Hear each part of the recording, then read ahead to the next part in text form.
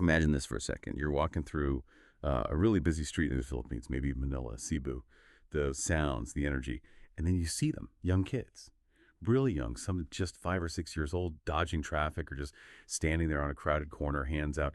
It's, well, it's a truly heartbreaking picture, and sadly, it's the reality of child begging there. It's something you see far too often.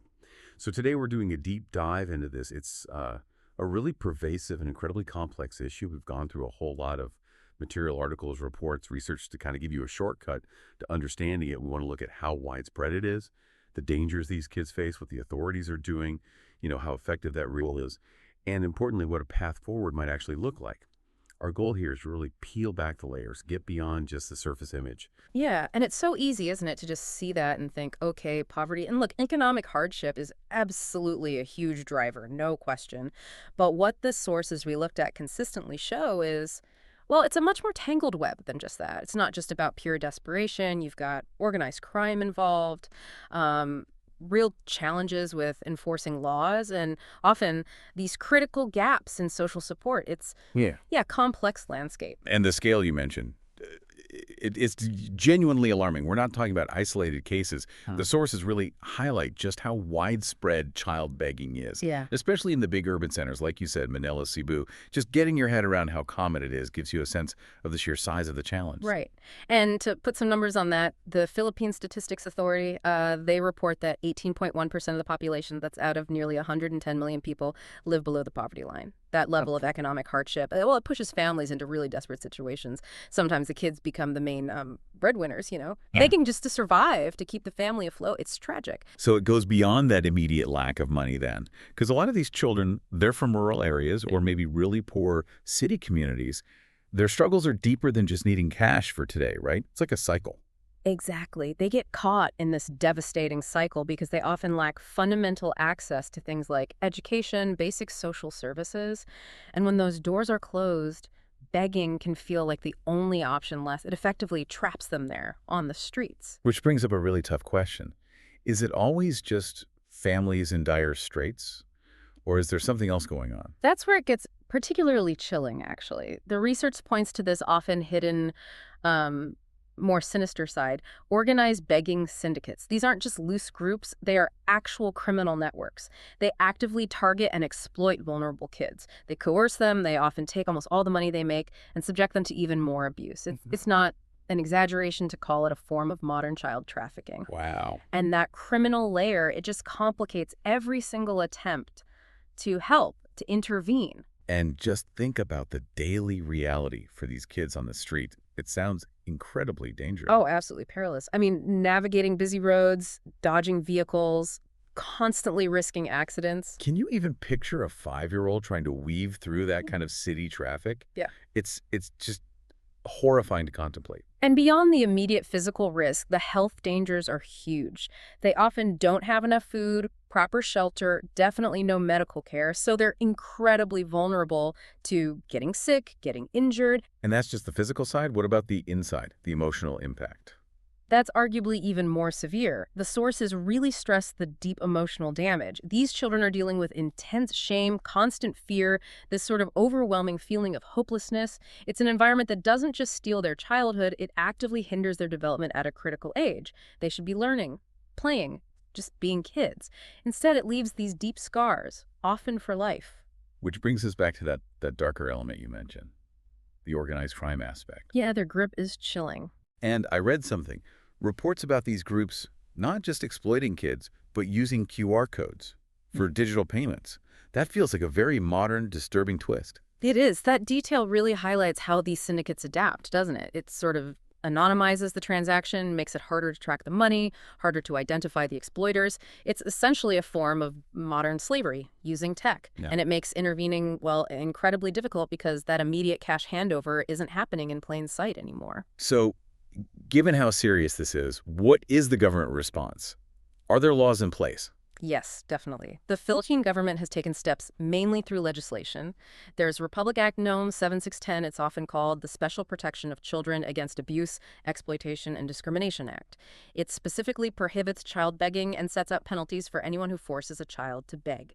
Fines, even prison time, up to 2 years. So There's a legal framework there. Okay, so the law exists, but what about actual, like, on-the-ground efforts? Are government agencies actively involved? They are. Various agencies play a role. The Department of Social Welfare and Development, the DSWD, is a key one.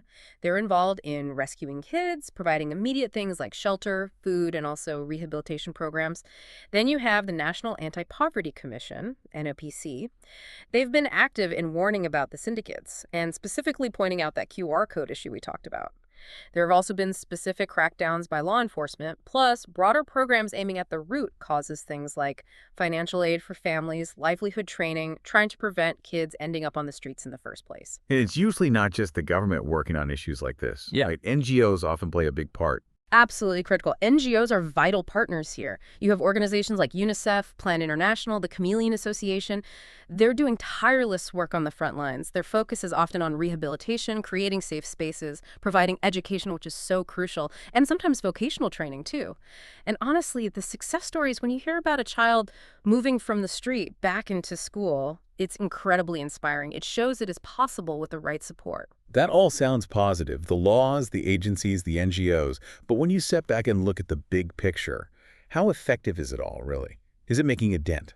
Honestly, it seems to be a bit of a mixed bag. The intent is clearly there, and many efforts are commendable, but there are significant hurdles. Enforcement is a major one. Despite laws like RA 7610, actually implementing them consistently is tough. You run into issues like corruption, just limited resources. Police or local officials might not have the specialized training or simply the manpower to really go after these syndicates effectively, especially as they get more sophisticated. Which means, unfortunately, these groups can sometimes operate with, well, too much impunity. And you mentioned earlier about support systems being lacking and efforts being fragmented. How does that play into it? Is it a coordinated strategy or more piecemeal? That's a really crucial point and something the sources bring up. It often feels less like a lack of effort and more like those efforts aren't fully joined up. UNICEF Philippines, for instance, has pointed out that the child protection system relies on this kind of patchwork of different agencies. Each one holds a piece of the puzzle, but there isn't always that clear, unified responsibility, which can lead to gaps, inefficiencies, gaps that syndicates are pretty good at exploiting, sadly. It also makes it really hard to track progress overall or to hold specific bodies accountable. And another challenge is the data itself. Reliable, up-to-date data on child begging is apparently hard to come by. Some comprehensive studies go back as far as 2015. That makes it difficult to know the current scope accurately and tailor the responses effectively. Wow. Okay. So significant challenges. But despite all that, are there glimmers of hope? Any specific things that are working? Oh, definitely. There are positive signs. There have been government crackdowns on syndicates that did result in arrests, rescuing children. That sends a strong message, right? It shows commitment. And those NGO partnerships we talked about, they have produced tangible results. Kids successfully getting back into school, learning skills, really turning their lives around, that's happening. Plus, you see effective initiatives at the local level, like Quezon City has its Zero Child Labor Action Plan. When local governments really mobilize resources and tailor actions to their community, it can make a real difference. So, yes, progress is possible. That's good to hear. So looking ahead then, what does a real sustainable solution look like? It sounds like it needs to attack the problem from multiple angles. Absolutely multifaceted. There's no single silver bullet here. First off, you have to tackle the root causes. Poverty is number one. That means things like expanding programs, offering direct financial help to families, creating genuine job opportunities, providing skills training. You need to ease that economic pressure that pushes kids out onto the streets. And alongside that, making sure there's access to free education and basic social services for all children, giving them viable, safer alternatives. Okay, tackling the roots. And what about the enforcement side? Dealing with those syndicates. Strengthening the laws is one thing, but it needs teeth. It means investing in better training for law enforcement so they can actually identify and dismantle these networks effectively. It also means seriously addressing any corruption that might be allowing these groups to operate. And a really key recommendation, one that the UN Special Rapporteur highlighted back in 2022, is creating a centralized data repository. Imagine how much better coordination and tracking would be if everyone was working from the same up-to-date information. It would give that unified picture that seems to be missing. Makes sense. Beyond the official stuff laws, enforcement, economics, what about us, society? Does public attitude play a role? A massive role. And this is a tough one. Over time, sadly, child begging has become almost normalized in some urban areas. People see it as just an unfortunate part of life. That normalization is a huge barrier to change. So public awareness campaigns are vital, using media, schools, community programs. They need to really hammer home the dangers these kids face, the exploitation involved, and importantly, encourage people to report it when they see it. UNICEF talks about needing a national consciousness on child protection. It's about fundamentally shifting how society sees and reacts to this, not just accepting it. And pulling all these threads together, the economic support, the better enforcement, the shift in attitude, it sounds like collaboration is absolutely essential. No one group can fix this alone. Exactly. It has to be a united front. Government agencies, NGOs, the private sector, local communities, everyone needs to be involved in working together. We saw examples like the Safer Kids PH Consortium, bringing different partners together. That kind of collective action shows the potential. Look, this isn't about quick fixes. It's about combining those immediate actions, getting kids off the streets now, with the deep, long-term systemic changes that tackle why they end up there in the first place. It's clear that child begging in the Philippines is, well, it's truly heartbreaking, isn't it? And it really reflects those much deeper issues: poverty, exploitation, gaps in the system. Authorities and NGOs are making strides with laws and programs and rescues, which is encouraging. But the sheer scale of the problem, the persistence of it, shows there's still a long way to go. Inconsistent enforcement, fragmented systems, those deep-rooted socioeconomic factors, they're big obstacles. But those stories of rescued children finding hope again, they do show it's not impossible. It just demands bolder action, more coordinated action from everyone. It is a daunting challenge, no doubt about it. Ending child begging requires immense effort. But, with sustained determination, with everyone pulling together, creating a safer, brighter future for these Filipino children, it is within reach. That's the vision we have to hold on to. Absolutely. Now, before we wrap up this deep dive, if you found this information as compelling and, frankly, as important as we did, you know where to find more great insights like this.